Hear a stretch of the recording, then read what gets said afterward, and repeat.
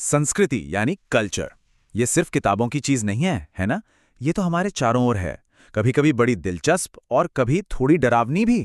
तो चलिए आज इसी अकादमिक दुनिया को जरा असल जिंदगी की कहानियों से जोड़ के देखते हैं। 1 मिनट, वीडियो गेम्स पर यूनिवर्सिटी का कोर्स, उल्टे पैरों वाली एक डरावनी डायन और एक सरकारी जनगणना रिपोर्ट।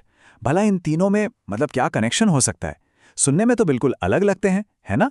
पर यकीन मानिए, ये तीनों चीजें एक ही कहानी का हिस्सा हैं। एक ऐसी कहानी जो हमें बताती है कि हम अपनी दुनिया को समझते कैसे हैं और सबसे जरूरी, याद कैसे रखते हैं। अच्छा, तो किसी भी कल्चर को अगर हमें जमीनी हकीकत में समझना है तो पहले ये देखना पड़ेगा कि भाई पढ़े लिखे लोग यानी एकेडमिक्स उसे दूर से कैसे देखते हैं, वो कौन से चश्मे लगाकर उसे परखते हैं। हाँ, सही सुना। नॉर्थ वेस्टर्न यूनिवर्सिटी में स्टूडेंट्स बाकायदा एक कोर्स ले सकते हैं जिसका नाम है the Japanese role playing game. अब ये सुनकर थोड़ी हैरानी तो होती है ना, कि वीडियो गेम्स पर पूरा कोर्स। ये एक बेहतरीन उदाहरण है ये दिखाने के लिए कि कल्चर की पढ़ाई अब कितनी बड़ी और कितनी मॉडर्न हो चुकी है। ये सिर्फ पुरानी किताबों या पुरानी कलाकृतियों तक ही सीमित नहीं है। और देखिए, ये कोर्स सिर्फ एंटरटेनमेंट के लिए नहीं है, ये असल में एकेडमिक टूल्स हैं, सोचने के औजार हैं। स्टूडेंट्स यहाँ सीखते हैं कि सांस्कृतिक चीज़ों को कैसे डाइसेक्ट करें, कैसे उनका विश्लेषण करें। चाहे वो बौद्ध धर्म में हिंसा का विचार हो या फिर इंसान होने का मतलब क्या है, इस पर सवाल उठाना। ये वो फ्रेमवर्क्स हैं, वो ढांचे हैं जिनका इस्तेमाल करके पूरी एकेडमिक दुनिया कल्चर को समझने की कोशिश करती है। ठीक है, तो ये तो हो गई थ्योरी की बात, किताबों की दुनिया। लेकिन जब हम इन ढांचों से बाहर निकलते हैं, असल दुनिया में कदम रखते हैं, तो वहां कल्चर कैसा दिखता है, जमीन पर उसकी शक्ल कैसी होती है। चलिए अब इस थ्योरी की दुनिया से निकलकर एक असल जगह की तरफ चलते हैं। और हमारी केस स्टडी के लिए हम जा रहे हैं जम्मू और कश्मीर, एक ऐसी जगह जिसे धरती का स्वर्ग भी कहते हैं और जो साथ ही रहस्यों और अलौकिक कहानियों से भी भरी पड़ी है। तो यहाँ हम एकेडमिक विश्लेषण को थोड़ी देर के लिए साइड में रखते हैं और कल्चर को उसकी कहानियों के जरिए महसूस करने की कोशिश करते हैं।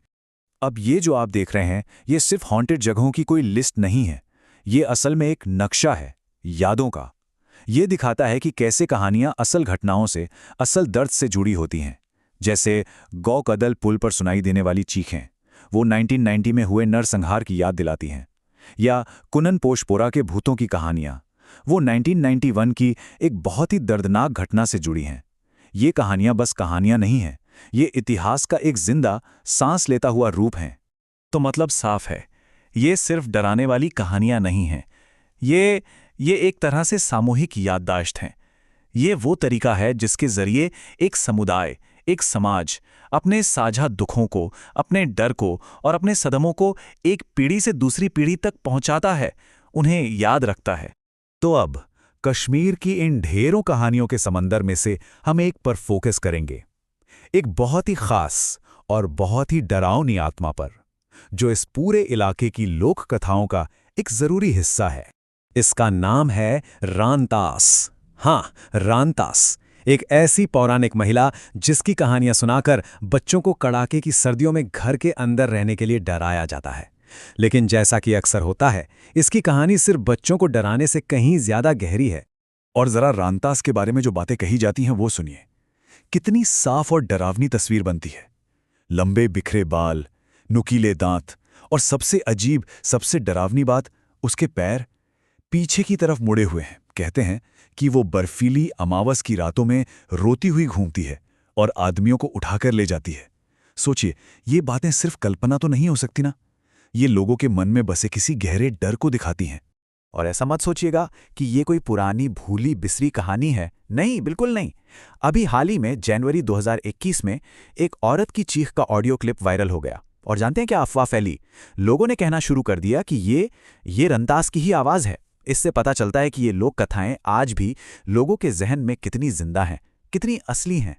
तो अब इस अलौकिक डरावनी कहानी से निकलकर हम एक बहुत ही ठोस, बहुत ही जमीनी और मानवीय हकीकत की तरफ चलते हैं।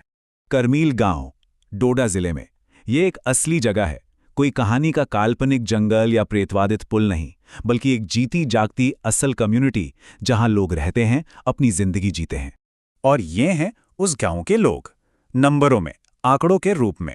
783 पुरुष, 686 महिलाएं, कुल मिलाकर 1469 लोग। रामदास की उन भयानक और इतनी डिटेल्ड कहानियों के सामने ये आंकड़े कितने सीधे, कितने सामान्य लगते हैं, है ना?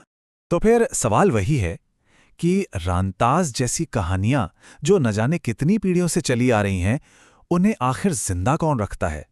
कौन है जो इन्हें आगे बढ़ाता है? शायद इसका जवाब उन्हीं 1469 लोगों में से किसी एक के पास है, जो उस गांव को अपना घर कहते हैं। क्योंकि संस्कृति यानी कल्चर कोई एकेडमिक विषय नहीं है जिसे सिर्फ क्लासरूम में पढ़ा जाता है। नहीं, संस्कृति तो उन कहानियों में सांस लेती है जो हम अंधेरे में एक दूसरे को सुनाते हैं। ये सफर पाठ्यक्रम से शुरू होता है, लेकिन जाकर आत्मा तक पहुंचता है।